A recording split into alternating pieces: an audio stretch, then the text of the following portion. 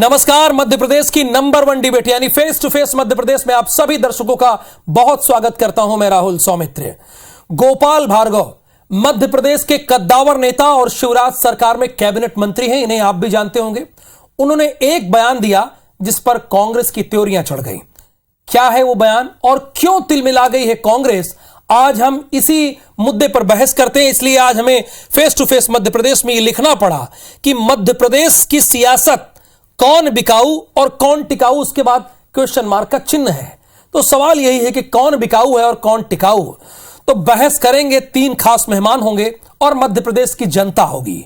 लेकिन पहले अपने दर्शकों को एक रिपोर्ट दिखा देते हैं जो इसी पर आधारित है।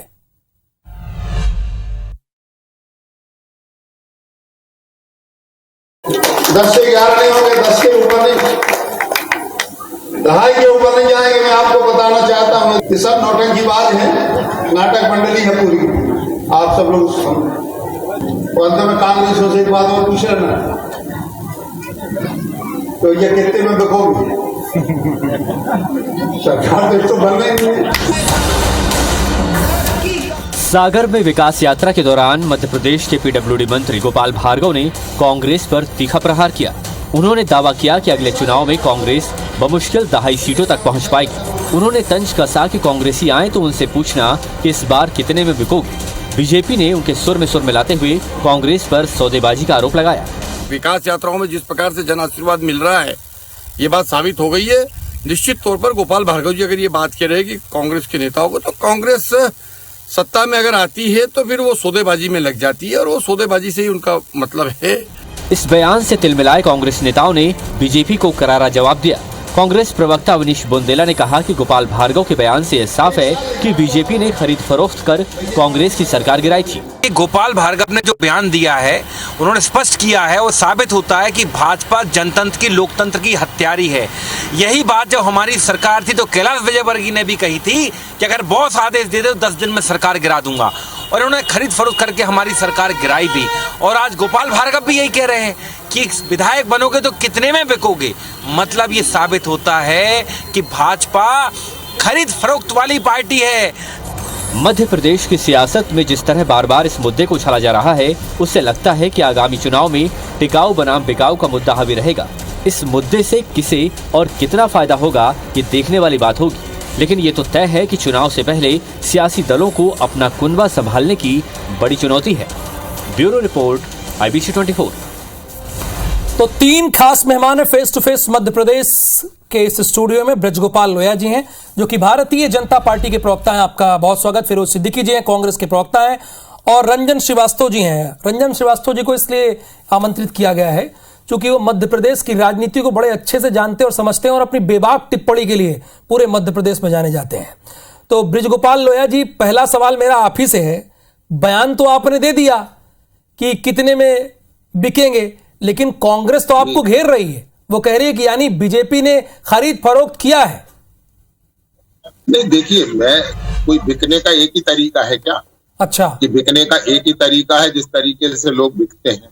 कांग्रेस पार्टी ने ऐसा कोई खरीदने बेचने का तरीका नहीं है जो जिंदगी में कभी ना आजमाया हो। इन 60 वर्षों में कांग्रेस ने जो भ्रष्टाचार और खरीद फरोख्त की राजनीति करी है, ये क्या गिरेबान में झांकते नहीं है, केवल दूसरों पर आरोप लगाते हैं। आपको याद होगा कि झारखंड मुक्ति मोर्चा के सांसदों को खरीदने का क्या प्रयत्न हुआ था, किस तरह से मामला सुप्रीम कोर्ट तक गया, किस तरह संसद में करोड़ों के बैग लहराए गए, उनमें से नोट निकालकर बताए गए। ये सब है, ये कांग्रेस पार्टी का चरित्र है। और एक बात और मैं आपसे कहूं, जैसे ही कोई व्यक्ति कहता है कि माल बाजार में बिका हुआ है, तो कांग्रेस ये क्यों मान लेती है कि हमारा ही माल बिका हुआ है? क्योंकि आपका माल बिका हुआ है, आपके पास टिकाऊ लोग नहीं है, आपके पास विचारधारा नहीं, आपके पास नीति नहीं, आपके पास नियत नहीं। और दूसरी बात, केवल खरीदने का मूल नोटों से भी नहीं हो सकता है, कई बार काम से भी होता है। मध्य प्रदेश ने इस बात को प्रमाणित किया है। देश के इतिहास की राजनीति में पहली बार 6 मंत्रियों ने अपनी सरकार से इस्तीफा देकर, विधानसभा की सदस्यता से इस्तीफा देकर, फिर जनता के बीच में मैंडेट लेकर गए। उन्होंने किसी तरह का ये नहीं किया कि दल बदल लिया हो, उन्होंने दल नहीं बदला है। दल बदलने के बाद वो जनता के बीच में गए और जनता ने पुनः उन्हें चुना और ज्यादा मतों से चुना, पहले से ज्यादा। प्रभुराम चौधरी जी हैं 2018 में 8,000 मतों से चुनाव जीते थे। बड़ी सीधी सी बात है 2020 में फिरोज सिद्दीकी जी, अगर बाजार में माल बिकाऊ है तो कांग्रेस ये क्यों मान लेती है कि उनका ही माल बिकाऊ है? हालांकि ये प्रश्न मुझे आपसे पूछना नहीं चाहिए था, लेकिन आपसे कदम से कदम मिलाकर राजनीति करने वाली बीजेपी ने ये आप पर प्रश्न पूछा है, उठाया है आप पर प्रश्न। देखिए, गोपाल भार्गव जी का क्या बयान था कि इनका 2.5 का आंकड़ा नहीं आएगा, सरकार बननी नहीं है, और जो 2.5 10-12 चुन के आएंगे वो कितने में बिकेंगे। तो मेरा सवाल सीधा सीधा भारतीय जनता पार्टी से, मैं तो आभार व्यक्त करता हूं गोपाल भार्गव जी का कि उन्होंने पूरी भारतीय जनता पार्टी की पोल खोल दी। जो भारतीय जनता पार्टी पाखंड कर रही थी कि हम जो सिंधिया हैं उनकी अनदेखी हो रही थी, सिंधिया जी का सम्मान नहीं हो रहा था, इन लोगों को पूछा नहीं जा रहा था, कमलनाथ जी चलो चलो करते थे, तो ये नहीं हुआ था। असल हुआ था जो कांग्रेस कह रही थी, कमलनाथ जी कह रहे थे कि ये सौदेबाजी की सरकार थी और सरकार बनी और इन्होंने पैसा लेके ये विधायक जो थे ये बिके हैं। कमलनाथ जी तो स्वयं बताते कि वो विधायक कहते थे कि मेरे पास पैसे आ गए हैं और अब मैंने सौदा कर लिया है। तो ये उन्होंने स्पष्ट कर दिया। दूसरा ये भी स्पष्ट कर दिया कि लोया जी ने जिस पार्टी के लिए मेहनत की, जो चना मुरमुरा खा के अपने विधायकों के लिए, अपनी विचारधारा के लिए लड़ती थी, और जिस पार्टी ने दरी बिछाई, कार्यकर्ताओं ने झंडे बांधे, वो पार्टी आज इतनी बलशाली हो गई भ्रष्टाचार की दम पे कि वो महाराजा को खरीदने लगी। अब सीधे सीधे सिंधिया महाराज को ही खरीद दिया उन्होंने। तो जो महाराज को खरीद ले वो समझ लीजिए कि उस पार्टी ने कितनी जम के भ्रष्टाचार उस पार्टी ने किया है। तो आज कमलनाथ जी तमाम आरोपों से, कांग्रेस और कमलनाथ जी, दिग्विजय सिंह जी बरी हो गए, और गोपाल भार्गव जी जो सबसे सीनियर विधायक है, आपका समय भी समाप्त हो रहा है सर, इसीलिए मुझे आपको रोकना पड़ेगा। रंजन श्रीवास्तव जी, चुनाव में बामुश्किल 7 से 8 महीने बचे हैं। जब मुद्दों की बात होनी चाहिए तो एक तरफ नाटक नौटंकी कहा जाता है, फिर उसके बाद यही दोहराया जाता है, और फिर बिकाऊ और टिकाऊ की बात आकर शुरू हो जाती है। ये क्यों उछाले जाती है इस तरह की बातें, क्यों कही जाती है इस तरह की बातें? आप तो राजनीति को बड़े अच्छे से जानते समझते हैं, बताइए हमारे दर्शकों को। देखिए, गोपाल भार्गव बहुत ही सीनियर लीडर है, और जब भी ऐसे कोई लीडर कुछ बोलते हैं, चाहे गोपाल भार्गव हो या और जो उनके समकक्ष नेता हैं, क्योंकि विधानसभा में सबसे बड़े सीनियर मोस्ट तो वही है, गोपाल भार्गव ही है, ठीक है। तो ये माना जाता है कि पार्टी का वॉइस है, वो पार्टी का मौत, जो भी विचार है उनके मुंह से निकलता है। कोई छोटा मोटा कार्यकर्ता बोल देगा तो चलेगा, होता रहता है। कई बार लोकल पार्टीज को भी समझने की बात है। गोपाल भार्गव का एक तो फ्रस्ट्रेशन है बहुत ज्यादा, इतने समय के बाद भी मुख्यमंत्री नहीं बन पाए। उनके कार्यकर्ता कई बार हर चुनाव पोस्टर लगाते रहते हैं कि मुख्यमंत्री तो ही बनेंगे, वो फ्रस्ट्रेशन भी हो सकता है। लेकिन जब ऐसे बयान आते हैं राहुल जी, तो कहीं ना कहीं जो विपक्ष है, कांग्रेस है, उसको मौका आप देते हैं, क्योंकि कांग्रेस लगातार कहते ही आ रही है कि जो सौदेबाजी जो भी हुआ है वो पैसे से हुआ है, और बीजेपी लगातार डिनाई करती आई है कि ऐसा नहीं हुआ है, लोग वहां पे उब गए थे, चलो चलो हो गया था, व्हाटएवर, बहुत सी चीजें हो गई थी, आए थे। तो जब गोपाल भार्गव जैसा नेता ऐसा बोलेगा, अब किस मोमेंट में क्या बोल जाए हिट, क्योंकि वहां पे गोपाल भार्गव पार्टी से डिफरेंट है, मतलब वो ऐसे बयान देते रहते हैं। पहली बार कंट्रोवर्सी नहीं हुई है। गोपाल भार्गव ने ही, जैसे आपने एक बात अपनी भाषा में बोला था कि कैलाश विजयवर्गीय की बात, उन्होंने कहा था नंबर 1 है कि अगर बास बोल देंगे तो सरकार गिरा दी जाएगी। गोपाल भार्गव ने भी विधानसभा में बोला था कि नंबर 1 नंबर 2 अगर बोल देंगे सरकार गिर जाएगी। एक बार उन्होंने वो भी बोला था कि बंगलों में जब पुताई हो रही है, पुताई खत्म होने के पहले सरकार गिर जाएगी, विधान शुरू की बात है। तो गोपाल भार्गव ऐसे बयानों के लिए जाने जाते हैं, लेकिन इनको समझना पड़ेगा कि अगर आप वरिष्ठ हैं और ऐसे बयान देंगे तो कांग्रेस के हाथ में उनको ये हथियार दे रहे हैं आप।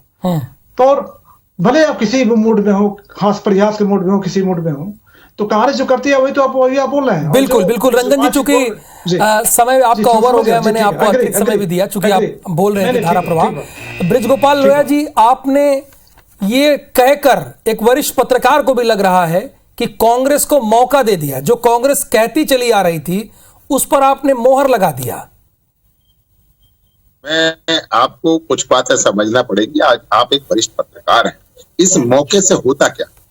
आप मुझे बताइए, कांग्रेस पार्टी के 2017 में 10 विधायक चुनकर आए थे उत्तर प्रदेश में, और 2022 आते आते 7 छोड़कर चले गए। उनमें से कोई भारतीय जनता पार्टी में शामिल नहीं हुआ, वो समाजवादी पार्टी में शामिल हुए थे। पश्चिम बंगाल के विधायक तृणमूल कांग्रेस में शामिल हो गए, गोवा के विधायक आम आदमी पार्टी में शामिल हो गए।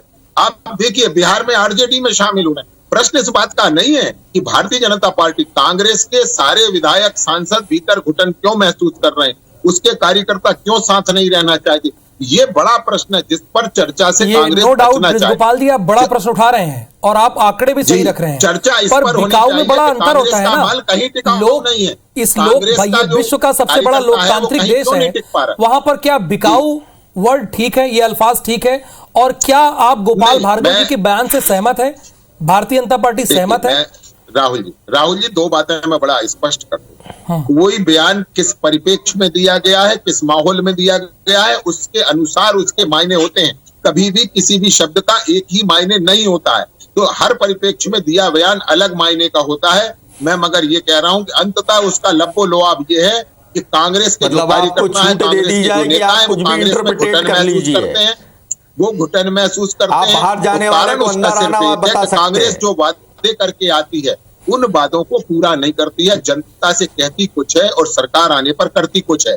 इसलिए जो कार्यकर्ता का जो सर, इसी मध्य प्रदेश में बयान देने के लिए एक नेता जेल की सजा काट रहे हैं। हालांकि वो कह रहे थे कि मैंने ये नहीं कहा कि लोकतंत्र की हत्या कह दी, लेकिन जेल काट रहे हैं। तो शब्दों के बड़े मायने होते हैं। देखिए आप शब्दों के बड़े, ब्रिज गोपाल लोया जी आप भी जान रहे हैं, गंभीर नेता हैं, शब्दों के मायने होते हैं। कहा उन्होंने देश के प्रधानमंत्री के बारे में, वही मैं कह रहा हूं। उन्होंने बाद में सफाई भी दी कि मैं उस परिप्रेक्ष्य में नहीं कह रहा था।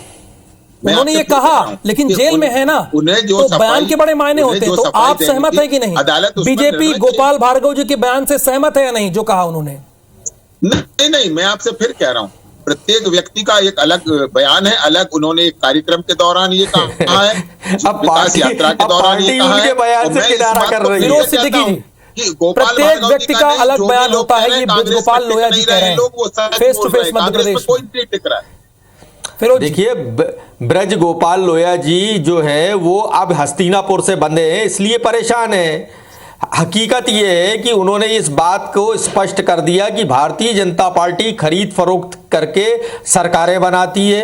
नंबर 1, नंबर 2 यानी अमित शाह और मोदी जो है उनके कहने से बनाती है। और नंबर 3 जो अभी अडानी का मामला चल रहा है, ये भी स्पष्ट हो गया कि अडानी का पैसा मोदी के पास है और मोदी लोकतंत्र की हत्या करने के लिए इस पैसे का उपयोग करते हैं। तो ये सारी बातें अब जब स्पष्ट हो गई, जब आप एक महाराज को खरीद सकते हैं, अरे जब आप एक महाराज को खरीद सकते हैं, आप पूरी शिवसेना को अपने साथ ले जा सकते हैं, जेडीएस की सरकार को आप पलट सकते हैं, आप जो है गोवा में सरकार बना सकते हैं, आप नॉर्थ ईस्ट में पूरी की पूरी है ना पार्टी खरीद के अपना मुख्यमंत्री बना सकते हैं। तो इसका मतलब स्पष्ट है कि भारतीय जनता पार्टी जो है वो अब इस देश में अडानी के पैसे को उपयोग करके जो है सरकारें गिराएगी, लोकतंत्र की हत्या करेगी, लोग वोट डालने का अधिकार जो जनता के पास है उसके वोट का, उसके मताधिकार का, उसके जनादेश को खरीदेगी।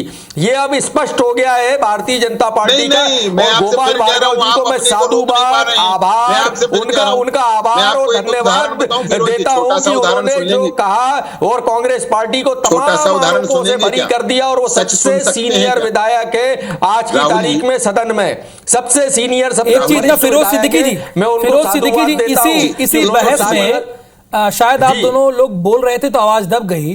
ब्रिज गोपाल लोया जी कह रहे हैं कि हमारे पास 2/3 बहुमत की सरकार है, हम ऐसा क्यों करेंगे?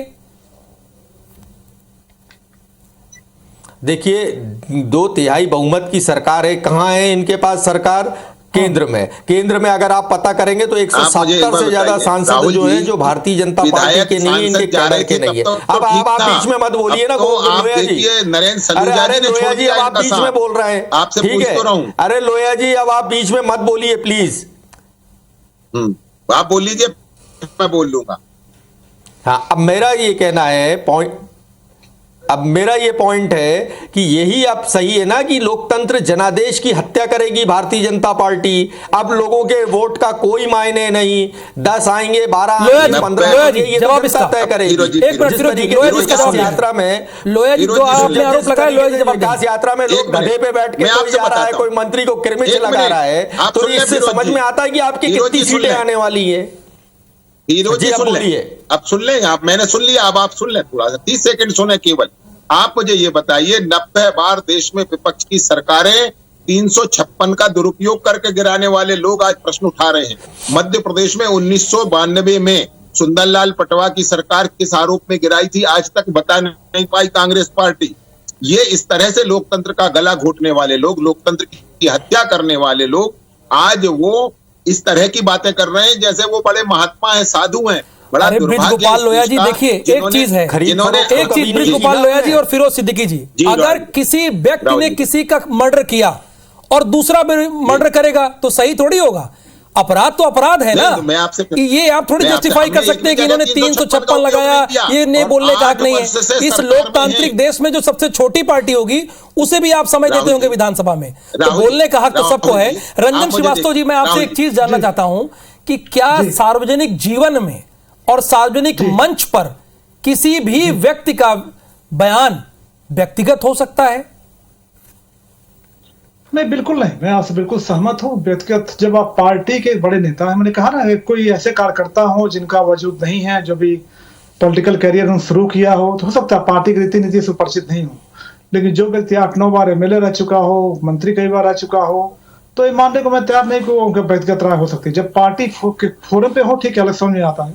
जब एक बड़े मंच में बोल रहे हैं, पब्लिक मीटिंग है, तो कैसे व्यक्तिगत बयान हो सकता है आपका, ये उनको भी सोचना चाहिए। और लोया जी की बात से मैं सहमत हूँ कुछ हद तक कि हाँ ठीक है कि इस संदर्भ में क्या कहा गया, ठीक है। जिस जगह जब बिकाऊ की बात कही जाएगी राहुल जी कहीं भी, तो आजकल जो पॉलिटिकल एटमॉस्फेयर, बिकाऊ का मतलब बिकाऊ ही होता है, और कैसे काम कोई खरीदा नहीं जाता है किसी को। तो चलिए जाहिर है कि चलिए अब इस बहस के निष्कर्ष की ओर आगे बढ़ते हैं और अपने सभी मेहमानों को 20-20 सेकंड में फाइनल कमेंट रखने का मौका देते हैं।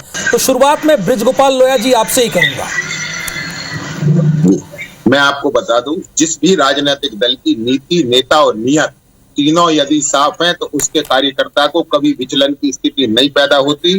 कांग्रेस के पास ये तीनों नहीं है, इसलिए उनका कार्यकर्ता बार बार यहाँ वहां डोलता है, और उसके पीछे कांग्रेस को आत्ममंथन की आवश्यकता है, बजाय भारतीय जनता पार्टी पर नेता, नीति और नियत नहीं है। फिरोज सिद्दीकी जी आपके पास। देखिए, सवाल ये है कि आज हमको सभी आरोपों से सबसे वरिष्ठ विधायक भारतीय जनता पार्टी के, उन्होंने बरी कर दिया कांग्रेस पार्टी को कि ये सरकार जो थी खरीद के शिवराज सिंह जी ने बनाई, मोदी और शाह के इशारे पर ये सरकार बनाई गई, और बेजा भ्रष्टाचार का जो पैसा, अडानी का पैसा है, उसको इसको इसमें इस्तेमाल किया गया, जनादेश का। रंजन जी, कितने सहमत हैं आप कांग्रेस के इस बयान से कि बरी हो गए वो? मैं एक बार रिपीट कर देंगे राहुल जी। वो कह रहे हैं कि हम बरी हो गए, जो हम पर आरोप लगता था, लेकिन गोपाल भार्गव जी से हम बरी हो गए। वो मैं ठीक है, एक आपको आर मिल गया है, 60 इंदार बोलते हैं, मिल गया है, लेकिन बरी हो गए वो तो बहुत बड़ी बात है, मैं इसको नहीं मानता। लेकिन तो मैं एक चीज में देखिए, अभी कांग्रेस की बीजेपी विकास यात्रा चल रही है राहुल जी, और विकास यात्रा का जो पर्पज है सीएम का, पार्टी का है, जन जन तक उसको पहुंचाना है। जो पार्टी की पॉलिसीज है, जो कार्यक्रम है, जो स्कीम्स है, जो वेलफेयर स्कीम्स है, वो ऐसे में जब ऐसे बयान आते हैं राहुल जी की, आपने कमेंट बोला है, तो ऐसे बयान जब भी आएंगे यहाँ कहीं भी है, तो उससे विकास यात्रा की जो पटरी है, जो गाड़ी है, वो पटरी से उतर जाएगी, मुझे बिल्कुल। बहुत धन्यवाद बृजगोपाल लोया जी आपका भी, फिरोज सिद्दीकी जी आपका भी, रंजन श्रीवास्तव जी भी आपका। विश्व के सबसे बड़े लोकतांत्रिक देश में, जहां पर दूसरी कंट्रीज हमें फॉलो करते हो, वहां पर ऐसे बयान के क्या मायने हैं कि दूसरे दल के लोग आएंगे तो उनसे पूछना क्या वो बिकेंगे, टिकेंगे? क्या ऐसे शब्दों की गुंजाइश है लोकतांत्रिक देश में? फिलहाल face to face Madhya Pradesh के आज के इस बुलेटिन में इतना ही। मुझे दीजिए अनुमति। नमस्कार।